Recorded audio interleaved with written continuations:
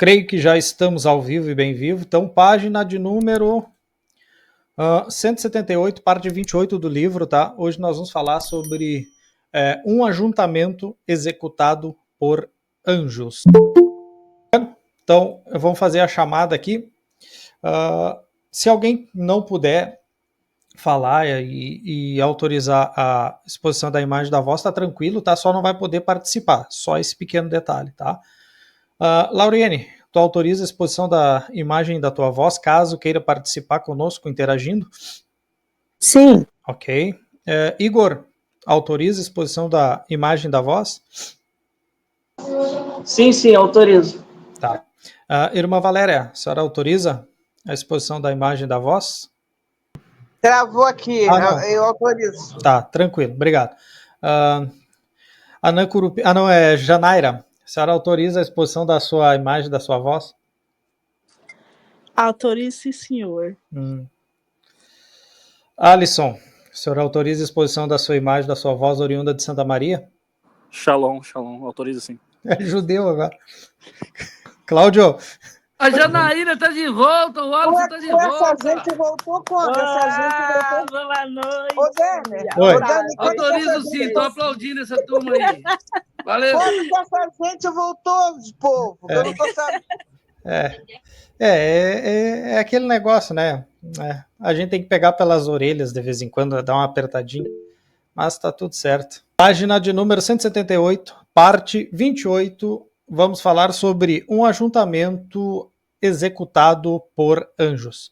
Antes disso, dica muito importante, se vocês não viram no meu canal, vão lá no meu canal e assistam o vídeo que tem o nome de Diferença entre Arrebatamento e Segunda Vinda, que vai ajudar muito vocês a entender também o que eu vou trabalhar um pouco hoje aqui na exposição.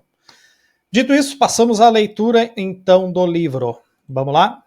Mateus 24, 31, o texto sagrado diz o seguinte: Ele enviará os seus anjos com grande canglor de trombeta, os quais reunirão os escolhidos dos quatro ventos, de uma extremidade à outra dos céus. Vimos que a volta de Jesus ao planeta Terra acontecerá conforme ele mesmo disse, abre aspas, sobre as nuvens do céu, fecha aspas, e se manifesta com poder e muita glória. No processo dessa volta, o Senhor Jesus descerá visivelmente do céu e enviará o seu exército angelical a reunir o remanescente judeu crente em Cristo, a fim de livrá-los da ameaça dos exércitos do mundo inteiro, congregados pelo anticristo para um ataque contra Israel e Jerusalém.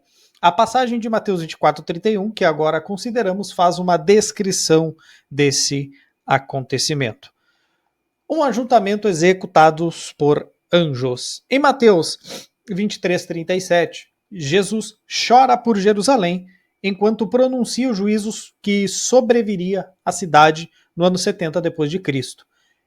E declara, abre aspas, quantas vezes quis eu reunir os teus filhos como a galinha ajunta os pintinhos debaixo das asas e vós não quisestes. Fecha aspas, uma pequena digressão aqui.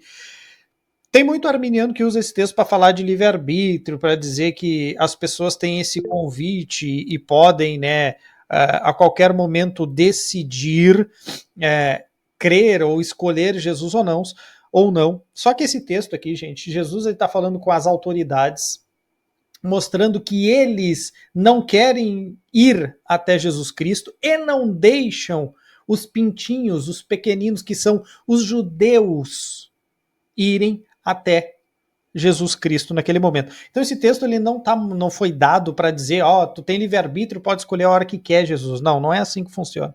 É através do Espírito que o crente é convencido, logo quando ele é convencido ele quer ir até Jesus. Então esse texto não ensina livre-arbítrio, muito pelo contrário, porque o texto é destinado aos líderes que têm aqueles filhos, né, que é a galinha que está que é como a galinha, né? Que é Jesus que quer juntar os pintinhos, mas eles não deixam. Esses líderes não deixam Jesus pegar os, abre aspas, pintinhos, que é uma figura de linguagem, uma tipificação ali para mostrar os judeus. Jesus é aquela galinha que protege os pintinhos debaixo das suas asas, que no caso seria os judeus e os, vamos dizer assim, os fariseus, os saduceus, os líderes religiosos não deixavam os judeus se aproximar de Cristo para que Cristo os ajuntasse. Então esse texto ele não mostra esse livre-arbítrio, muito pelo contrário, ele mostra a dureza dos líderes judaicos da época. É só isso, valeu? Queria falar alguma coisa, Igor? Pode falar. Não, sim, você vê nas igrejas muito usar esse e também aquele que o Senhor está à porta e bate do seu coração lá de Apocalipse, para falar que isso é uma mensagem do Evangelho, um convite do Evangelho, né? Viu, vocês aí rejeitando o Senhor Jesus, isso aí é a prova que vocês rejeitam o Senhor Jesus.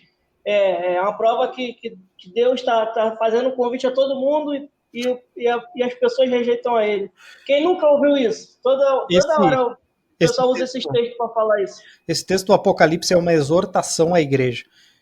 O que o texto está dizendo, que João, inspirado pelo Espírito de Cristo ali, escreveu, é que Jesus estava do lado de fora da igreja batendo para entrar. Esse é o significado do texto. Não tem nada de evangelístico, muito pelo contrário. É uma exortação de Cristo àqueles crentes que o tinham deixado de fora da igreja. É isso. Exatamente, vai falar isso para arminiano, para tu ver. Mas aí eles vão querer virar o jogo. Não, eu não tenho culpa deles serem burros, é só ler o texto. O texto está lá, o texto é claro, é uma exortação.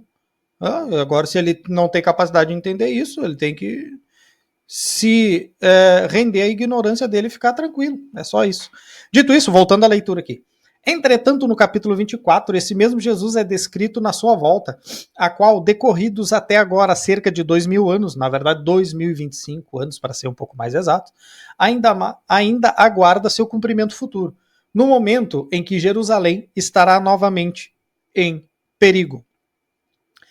Agora vocês prestem atenção no que eu vou dizer aqui. Porém, da próxima vez que isso acontecer, note, porém, da próxima vez que isso acontecer, quando Jesus vir, os judeus reagirão positivamente ao fato de que Jesus é o Messias, de modo que o Senhor enviará os seus anjos para reunir os seus escolhidos, a saber, os judeus salvos que estiverem vivos no fim da tribulação.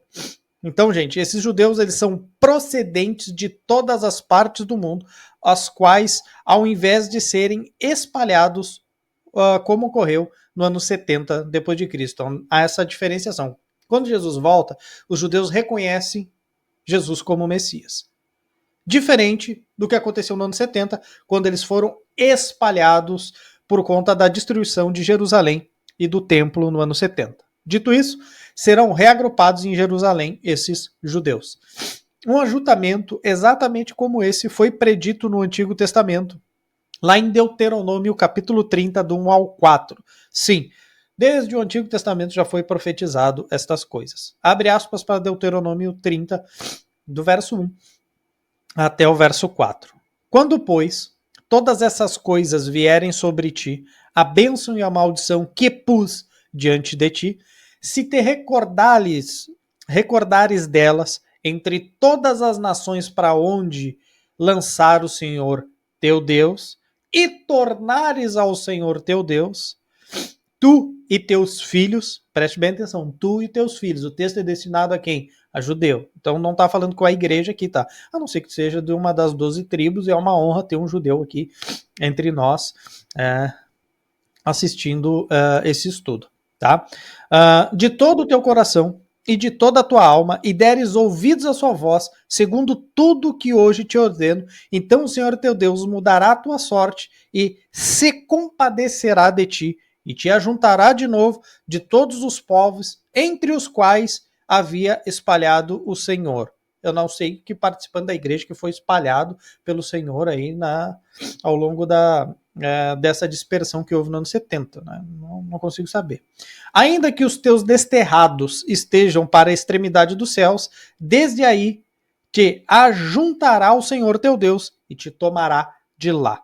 Isaías 11:12 diz o seguinte: levantará um estandarte para as nações, ajuntará os desterrados de Israel e os dispersos de Judá, recolherá desde os 4 confins da terra. O único fato omitido no Antigo Testamento que o Senhor Jesus acrescenta ao seu discurso é o de que, em vez de a companhia aérea israelense El Al trazer os judeus de volta à terra de Israel, como atualmente acontece nas suas idas e vindas, e eu gostei da ironia do Thomas Ice aqui, foi muito boa, eu estar de parabéns. Ele, no caso Jesus, usará os seus anjos como instrumentos para trazê-los de volta.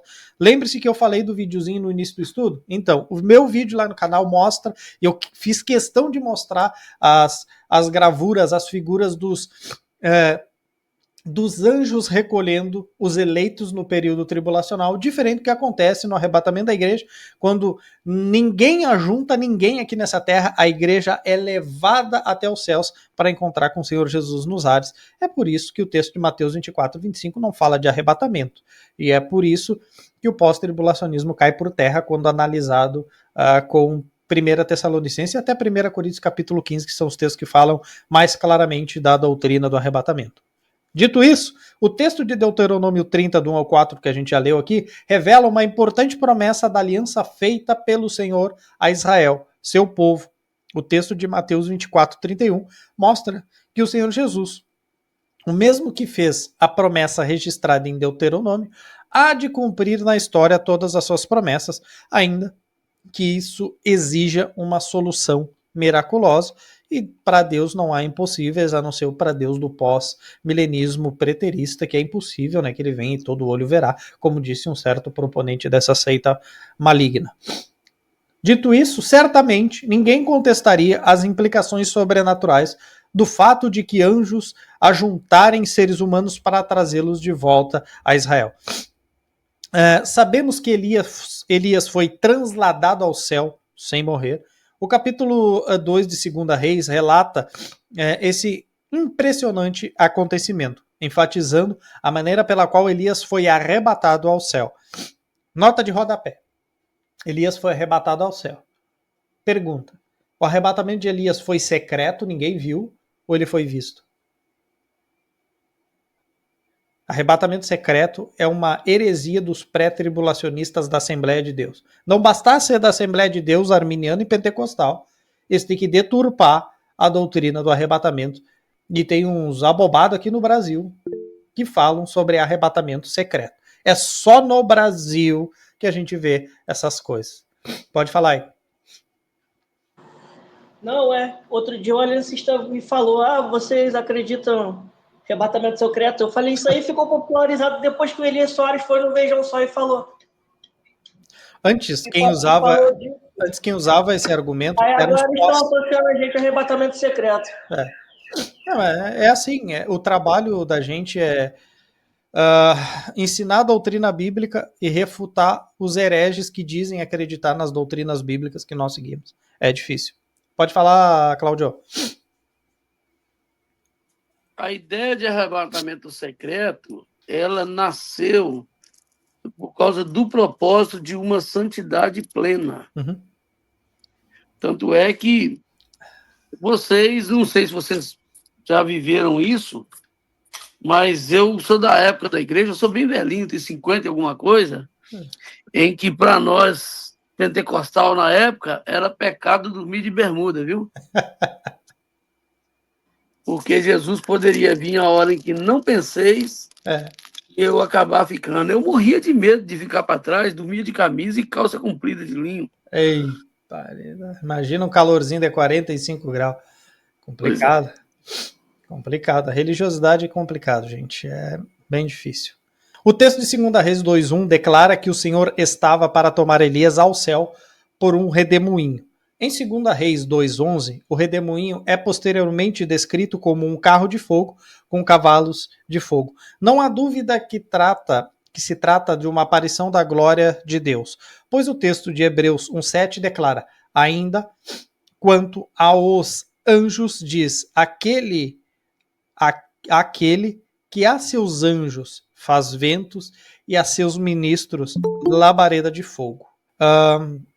Se um único homem, no caso Elias, foi arrebatado ao céu por anjos, já que meros seres humanos nunca poderiam ser enviados para cumprir tal missão, por que um grupo de seres humanos não pode ser arrebatado? Pois é exatamente isso que se dará no acontecimento de suma importância na segunda vinda de Cristo. Nota de rodapé importante, o termo arrebatamento aqui, que o Thomas Ice usa referente à segunda vinda e esse ajuntamento, é um, abre aspas, arrebatamento, um translado de um local da terra para o outro local da terra. Não é o arrebatamento da igreja para com Cristo, tá? Isso é outra coisa. O texto de Mateus 24 fala de um ajuntamento de judeus quando Jesus vem na sua segunda vinda com a igreja e os seus anjos. Os anjos reúnem os eleitos e trazem até ali Jerusalém para que Jesus, sentado no trono da sua glória, como diz Mateus capítulo 25, a partir do versículo 31 até o 34 mais ou menos, ele vai fazer a separação de ovelhas e bodes, dirá, botará as ovelhas à direita, e diz, bendito, né, benditas de meu Pai, tomai posse do reino que vos foi preparado desde a fundação do mundo, e os que estão à esquerda vão ser tomados para serem jogados no inferno. Então note, arrebatamento ali é só essa movimentação dentro da terra. É nesse contexto que o Dr. Thomas Ice usa esse termo. É porque nesse momento crucial da história, os judeus cumprirão estas exigências de Deuteronômio 32. Tornares ao Senhor teu Deus e teus filhos, e de todo o coração e de toda a tua alma deres ouvidos à sua voz, segundo tudo que hoje te ordeno. Essa mesma exigência também foi feita pelo próprio Senhor Jesus em Mateus 23, 39, para que se cumpra a sua segunda vinda. A passagem bíblica em questão faz pleno sentido quando interpretada de forma futurista e também se encontra em perfeita harmonia com aquilo que o Antigo Testamento prediz sobre Israel, a saber, acerca daquele maravilhoso dia em que os judeus se converterão ao Messias e receberão a tão esperada bênção que lhe foi prometida. O Dr. Arnold Frautenbaum declara o seguinte: no Novo Testamento, o ajuntamento final dos judeus, predito pelos profetas do Antigo Testamento, está resumido nos textos de Mateus 24, 31 e Marcos 13, 27. Nesta última passagem, Jesus afirmou que os anjos atuarão no reagrupamento definitivo dos judeus, trazendo-os de volta à terra de Israel. No que se refere à extensão geográfica, o texto ressalta um reagrupamento de amplitude mundial.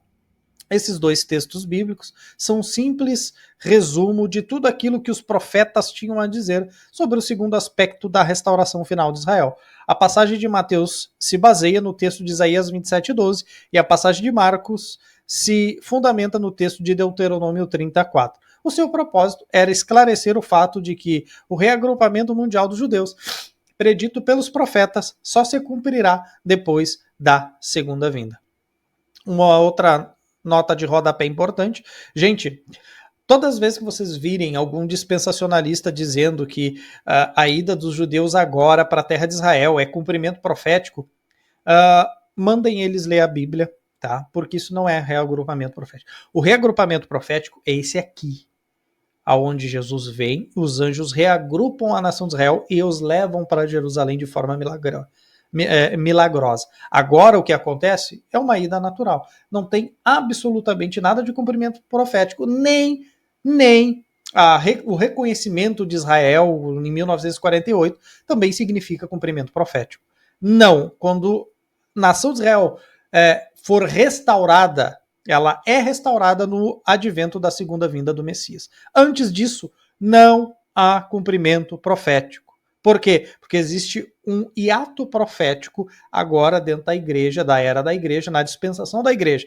Cristo, Deus, o Espírito trata hoje única e exclusivamente com a sua igreja. Quando ela for retirada da terra, volta-se o tratamento com a nação de Israel e alguns gentios eleitos também no período tribulacional.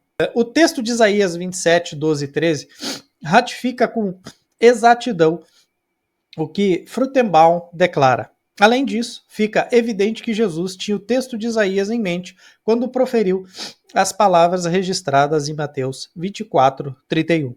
O profeta Isaías predisse: naquele dia em que o Senhor debulhará o seu cereal, desde o Eufrates até o ribeiro do Egito, e vós, ó filhos de Israel. Sereis escolhidos um a um.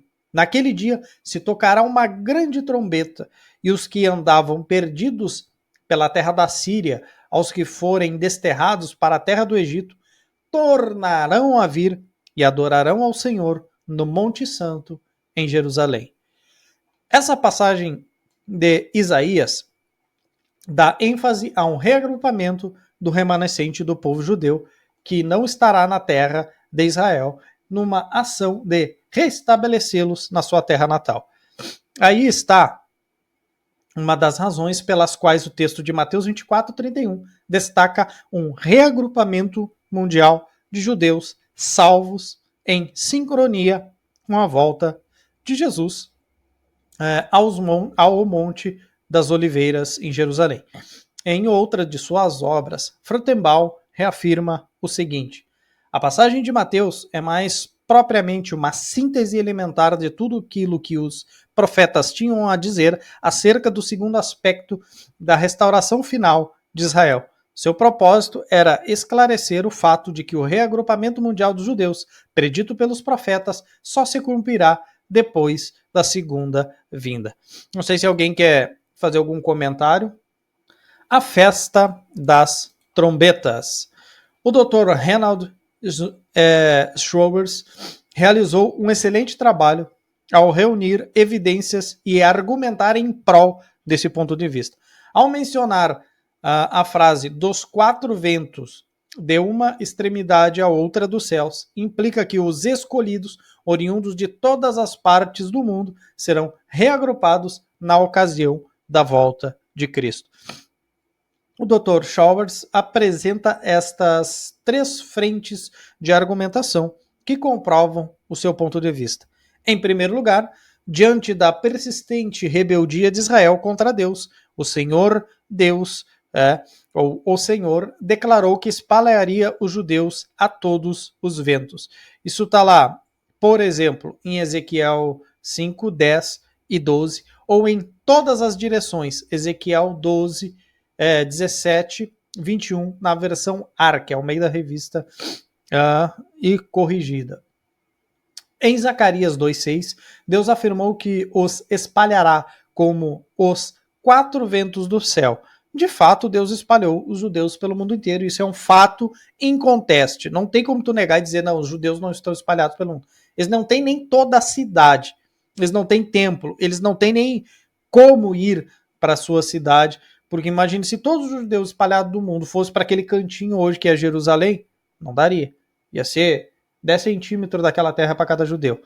Estou sendo até generoso aqui. Em segundo lugar, também, Deus declarou que no futuro ajuntaria Israel desde o Oriente, o Ocidente, Norte ou Sul, abre aspas, das extremidades da terra, conforme Isaías 43, do verso 5 até o verso 7.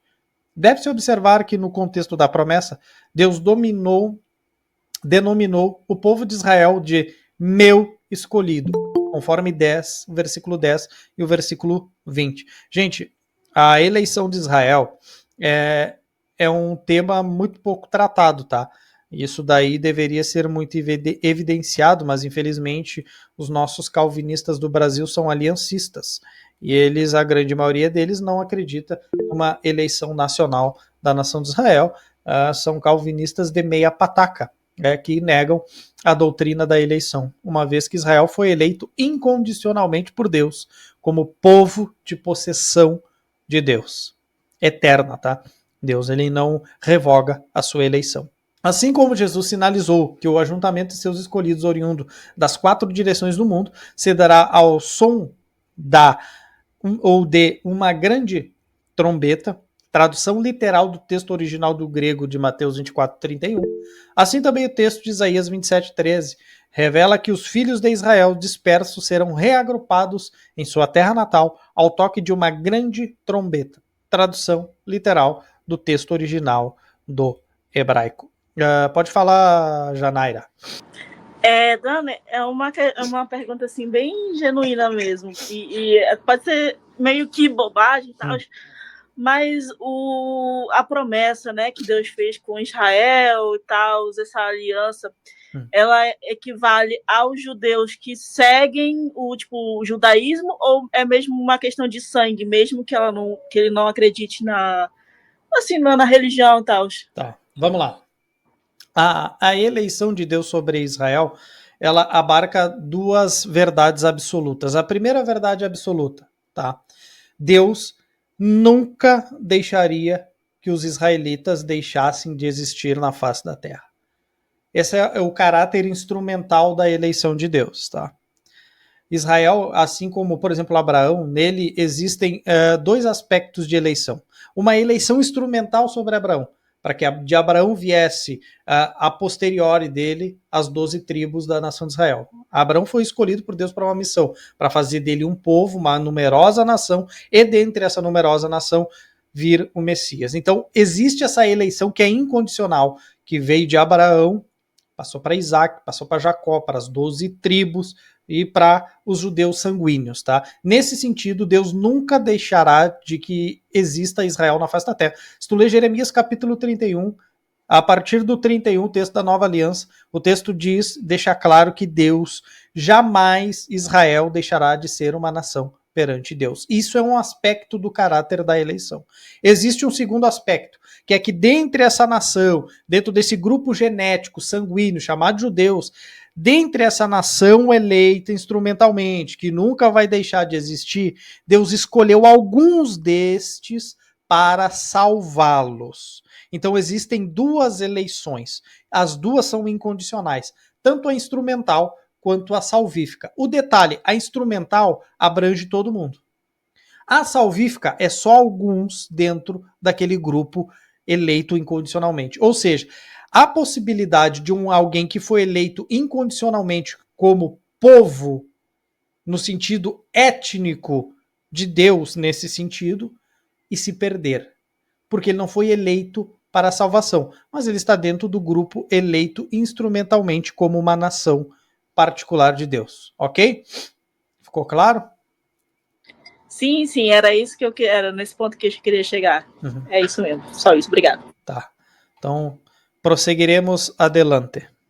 Gerhard Friedrich escreve que naquele dia escatológico, ainda futuro, se tocará uma grande trombeta e, mediante esse sinal, os exilados serão trazidos de volta. Além disso, ele assevera que o toque da grande trombeta mencionada em Isaías 27:13 acontecerá o ajuntamento de Israel, o retorno a Sião dos que foram dispersos.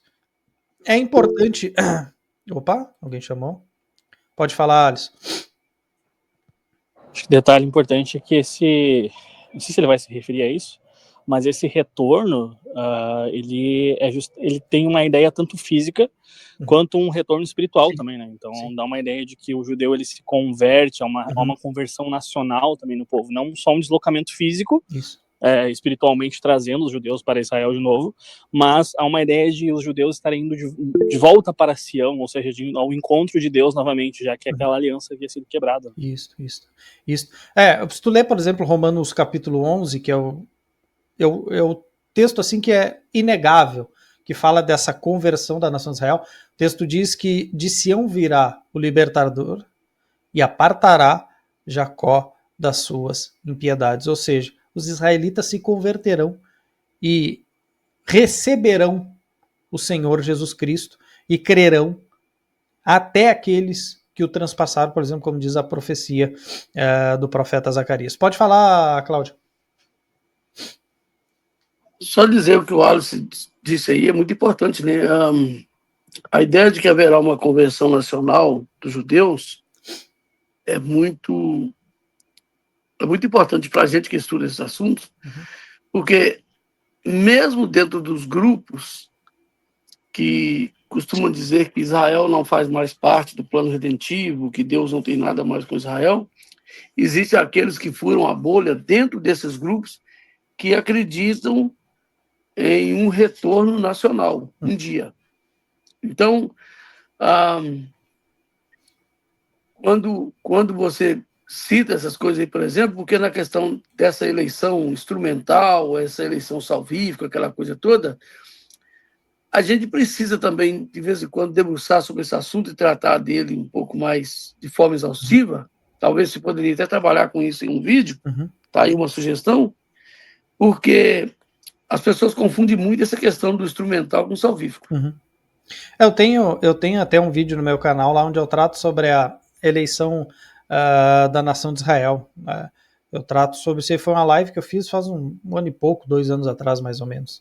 Vamos lá, que já está acabando nosso tempo, temos que correr para a leitura. Vamos lá.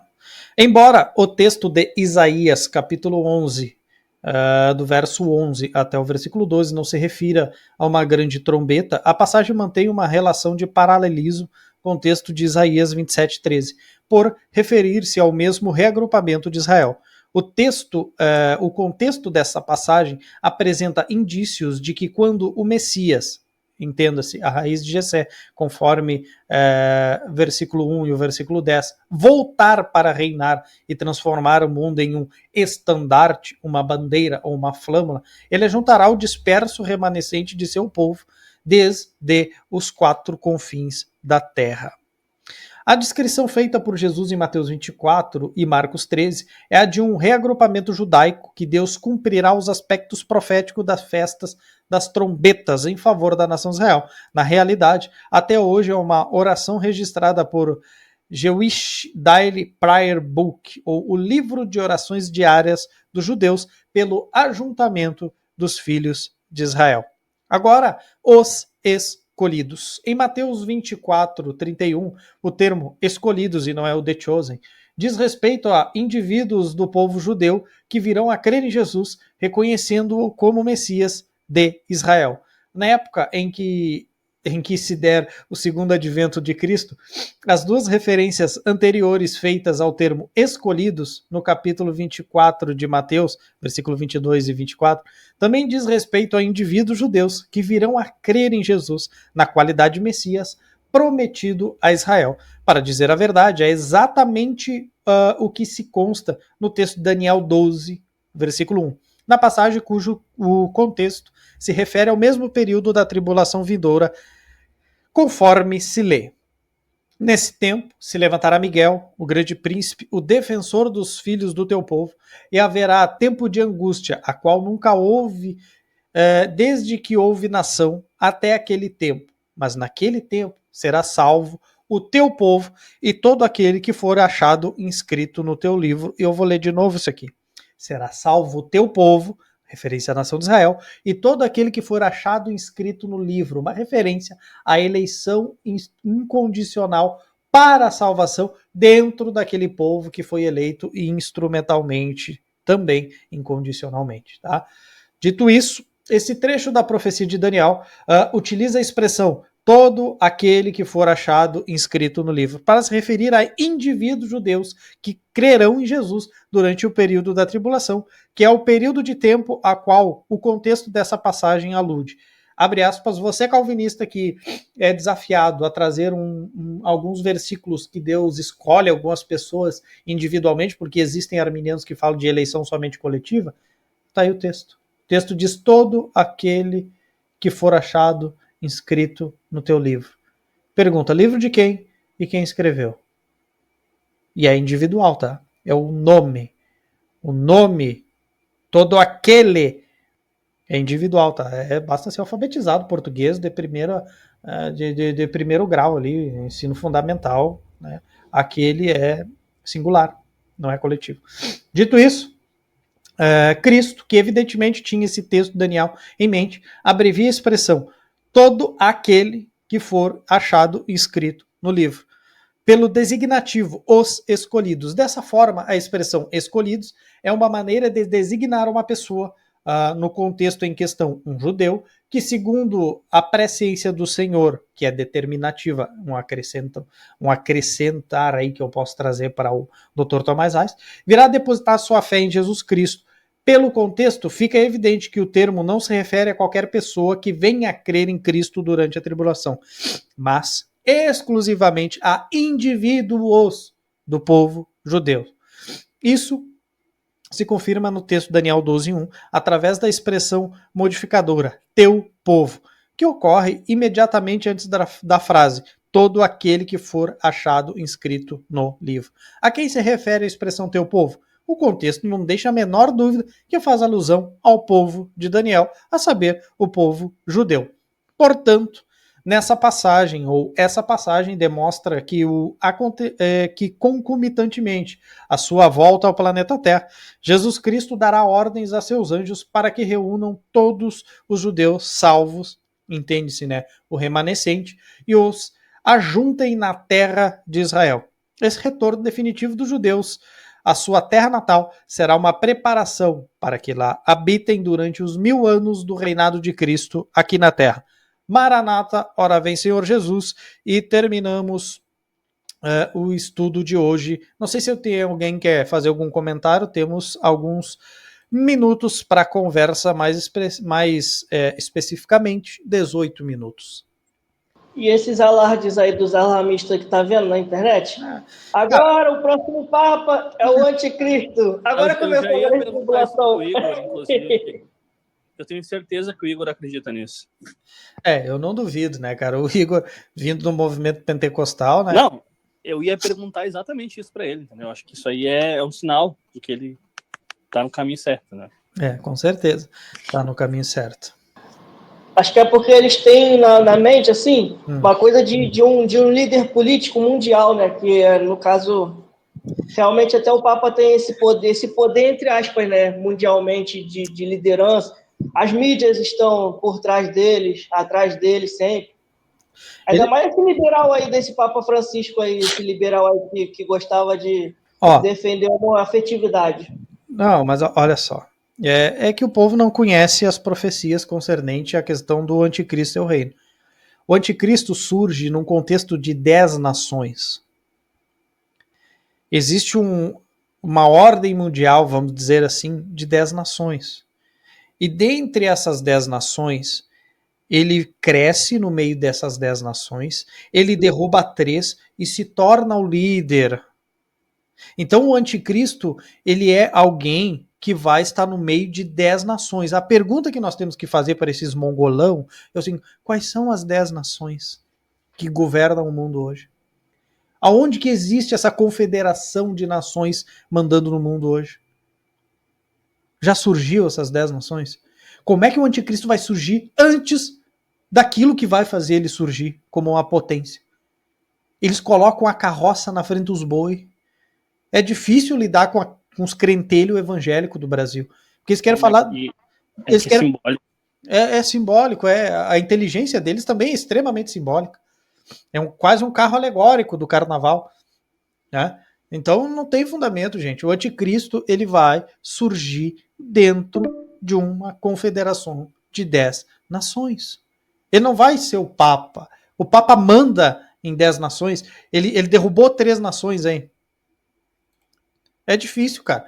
Olha, é muito complicado lidar. Eles querem um alarme para poder falar assim, começou a tribulação. Eles querem um alarme. Tem que espiritualizar, vocês é que não são espirituais. Sim, claro, Gente, é assim, ó, todo escatomaníaco, não dei ouvido para esse povo. Ó, eu vou dar uma dica muito importante para vocês. Todos aqueles que disserem o seguinte: o anticristo tá próximo de vir, é fulano de tal. Negue os ensinos dessa pessoa de imediato. Debate pronto assim, nega. Sabe por quê? A igreja, ó, eu vou dar outra dica para vocês. A igreja será arrebatada sem conhecer o anticristo. Ficou claro? A igreja não o conhecerá como anticristo. Ele pode estar vivo, pode estar vivendo aí, mas a igreja nem saberá o nome deste cidadão. Vocês precisam largar de mão essa besteira aí desse movimento pentecostal alarmista que existe no Brasil, que se diz dispensacionalista. Isso é heresia satânica, isso aí. O povo fica alarmando, destruindo a vida espiritual das pessoas com esse alarde, fazendo terrorismo na cabeça das pessoas. Pode falar, Cláudio. O problema é que quem diz que o anticristo já está agindo e que está aprontando mesmo e afirma veementemente são reformados. A grande maioria. Mas São tem... reformados. Olha só, quando eu vejo os nossos irmãos pentecostais falando dessas coisas, eu não me preocupo tanto, porque eu sei que está falando na ignorância total. Não há conhecimento, não é coisa de levar a sério. Está me entendendo? Se você está estudando escatologia ou apresentando escatologia numa igreja, e um tal de Elias Soares chega e dá um pitaco, você tem duas coisas que você tem que fazer: ou mandar sair, ou falar mais alto que ele para não ouvir a voz dele. E pronto. Não tem que esperar o Elias Soares colocar o ponto de vista dele para ver se o ponto de vista dele está certo ou está errado. Por exemplo, eu estou na igreja, trabalho com a Cristo em Voz. Me chega um crente falando: Senhor, Deus me mostrou em sonho isso, aquilo, aquilo outro. Eu não tenho que sentar com um cara para ouvir o sonho dele. Eu só tenho que falar com ele. Não acredito, vai embora, tchau, acabou. Você não pode ficar batendo palma para maluco dançar, tá entendendo? Então, esse é o problema na questão da escatologia em si. No caso dessas pessoas que ficam dizendo que é o Papa, que é fulano, que é ciclano, eles conhecem o tal do anticristo da mesma forma que você conhece o Donald Trump ou o Obama e tal. Você ouviu falar. Entendeu? Então, igual eu também conheço, não tem que perder tempo. De boa, não tem que perder tempo. Entendeu? Sim. A minha preocupação é sempre alertar as pessoas, porque, cara, quando eu fiquei indignado com a morte do Papa, porque eu sabia que ia acontecer esse tipo de coisa. Morreu o Francisco, né, o nome do Papa. Morreu o Francisco lá. Eu sabia que ia dar. Porque esse é o 7º Papa, o 8º rei, meu Deus do céu, meu Deus, cara. Os caras gravaram o vídeo até de cabeça para baixo falando desse assunto. É triste, cara. Pode falar, Cláudio. Então, o que não pode esquecer é o seguinte, que o sinal da vinda de Cristo é a própria vinda. Pronto. Esse é o primeiro foco dos cristãos. Qual é o sinal da vinda de Cristo? São as guerras, rumores de guerras e tal. Jesus disse: não é o fim. Não perturbeis com isso. O sinal da vinda de Cristo é a própria vinda. Nesse caso, quando, por exemplo, esse Papa é o anticristo. Pô, já passaram 200 e burdoada, parece quase 270 papas na história, se não me engano. Então, não seria esse babaca argentino? Tipo assim, a boa notícia é que é mesmo um torcedor para a Argentina. Do San Lorenzo. Essa é a boa notícia. A segunda boa notícia é que não precisa esperar que ele é o anticristo, porque ele é analfabeto de pai e mãe. Então, tipo assim, gente, é muito fácil. Os cristãos não têm que se alarmar com essas coisas, entendeu? Claro, você está fazendo seu papel em avisar, em ensinar e tal, concordo. O pessoal se alarda demais por besteira na internet, e os caras ganham dinheiro em cima desses caras fazendo vídeo e vendendo curso. Bom, esses tempos eu vi, cara, eu não vou dizer o nome por ética, né, mas eu vi um cara que muito famoso aí, tá, que começa com L o nome dele, tá, e o sobrenome é com P, vendendo curso sobre escatologia, só falando de alarmismo. Só. Cara, é triste, cara. Triste. Aí os caras veem uma oportunidade da morte do Francisco, por exemplo, assim. Não foi agora que eu vi isso dessa pessoa, tá? Mas é a oportunidade perfeita para eles ganhar dinheiro em cima dos trouxas.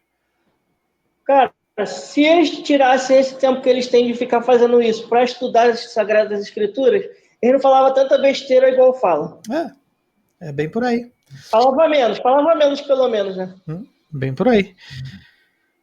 Então era isso, gurizada. Alguém mais quer comentar alguma coisa? Eu quero comentar o seguinte. Eu estou para comprar um material sobre escatologia islâmica. Eu sei que é uma porcaria, não serviria nem para calçar mesa, entendeu? Mas justamente porque eu já aprendi, eu tenho ouvido alguns bons pastores aqui que falam sobre isso. Tem um pastor chamado David Wood,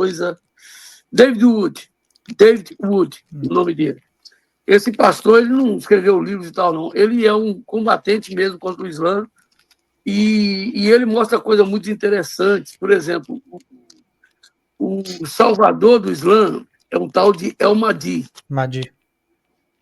A bandeira do Islã, ela é negra, como a do ISIS. Lembra do ISIS, que a Hillary Clinton criou deixando material para trás, o Biden também criou uns outros grupos aí que estão atacando agora, que são os Houthis, que atacam Israel esses dias. O Cristo, ou o Redentor do Islã, o Messias do Islã, ele é o anticristo da Bíblia. Sim. Do Apocalipse. Enquanto que o anticristo do Islã é o Cristo da Bíblia. Ela é uma escatologia totalmente reversa. Totalmente reversa. Então, vou ver se eu consigo pegar um material sobre isso e comentar. Porque, para mim, o Alex até já deu o pitaco dele, que o anticristo virá dos muçulmanos. Eu tenho quase 150% de certeza que virá de lá. Tá, eu tenho certeza absoluta pelo texto de Daniel. O texto de Daniel está claro. Porque o texto não diz que o anticristo, a Bíblia fala de anticristo e fala bastante de anticristos, Sim. Ou seja, que se opõem a Cristo. Isso. Mas quando fala do anticristo, com esse artigo definido, o anticristo, esse anticristo, ele quer se pôr no lugar de Cristo. Então, nenhuma religião é tão oposta a Cristo para querer se colocar no lugar de Cristo. Elas podem até discordar do Cristo, mas ainda tem ele como alguém. Mas o Islã, não. O Islã se opõe por completo. A não ser que queira bajular você para tentar te levar para o grupo dele. Sim. Mas eles realmente se opõem. Tem uma curiosidade também muito interessante. A religião islã, ela não acredita que Deus pode gerar ou gerou o seu filho, no caso Cristo. É uma blasfêmia para o Islã, ao ponto de que no próprio Corão, no Alcorão, como vocês conhecem aí, eles mandam matar quem disser que é filho de Deus, porque Deus, no Alcorão está escrito assim, Deus não gera e não foi gerado. Então é impossível que Deus tenha tido um filho, como a gente diz que Cristo é filho de Deus, que foi gerado eternamente, tudo mais. E a pena para quem der testemunho de que Deus teve um filho é ser decapitado. E é curioso que o texto do Apocalipse vai trabalhar e vai dizer que via a alma dos decapitados por causa do testemunho do Evangelho.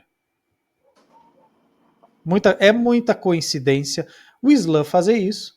E o texto do Apocalipse narra daqueles que foram mortos, aquela grande multidão que veio do período da tribulação, que foi morta, decapitada pelo testemunho de Cristo. Inclusive, o último profeta do Islã, ele vai fazer a última guerra santa, então ele vai fazer guerras para que... E ele vai trazer todas as nações justamente convertidas ao Islã, ou seja, pela força. Isso aí. E aí esse profeta ele é visto como uma força, de fato, não como alguém que traz paz, mas como alguém que traz guerra e justiça àqueles que não se dobram diante de Allah. Sim. Então é interessante que esse último profeta ele cabe direitinho com alguém que faz um falso acordo de paz entre as nações, mas que na verdade deseja justamente fazer guerra contra aqueles que se levantam contra o próprio, digamos assim, o próprio Salvador, que é Isa deles que virá, que seria o próprio Cristo, né? Que na verdade é sujeito ao profeta e não vem para dominar. Isso aí. Então, tá vendo? Esse assunto ele é muito interessante pelo seguinte. Eu não sei vocês, mas eu convivo com bastante muçulmanos aqui. O islamismo, ele avança, e uma vez que a pessoa se une ao islamismo, ainda que seja por curiosidade, ela não tem como sair mais. Sim. Tá? Existe uma forte compulsão, além dessa compulsão, existe um sistema de força que não permite que a pessoa saia, porque eles vão mandar para elas esses blackmails, né? Ou seja, essas chantagens, ameaçando a família dela, dando esses threats para elas. Então, o Islã é realmente o problema mais sério. Agora, na questão do anticristo, o porquê que a gente acredita que o Islã é o maior representante para esse anticristo que virá? porque é justamente o momento em que esse Islã se apresenta, 600 anos depois de Cristo. Tanto é que quando o muçulmano diz que a Bíblia não é verdadeira, que ela não é verdade, a pergunta que tem para um muçulmano é: como que a Bíblia não é verdade, mas vocês têm textos da Bíblia, como o Pentateuco no Corão, e vão dizer para mim que a Bíblia não é verdadeira e o seu livro é? Ou seja, eu sei que muitos dos irmãos que estão no Brasil, ou talvez até a Jana, que não sei se está em Portugal ainda, não tem assim, envolvido com pessoas nessa situação, Não. mas se preparem, vai ficar muito comum, vai aparecer demais daqui para frente, tá? Sim. Daqui para frente vai aparecer muitos muçulmanos. Bueno, gente, temos 3 minutos, vamos encerrar por aqui, antes que encerre a chamada. Gostaria de agradecer a audiência e a paciência de todos, muito obrigado por terem destinado um tempinho da vida de vocês para o estudo da sexta-feira. Graças a todos, vou encerrando aqui a gravação e até sexta que vem.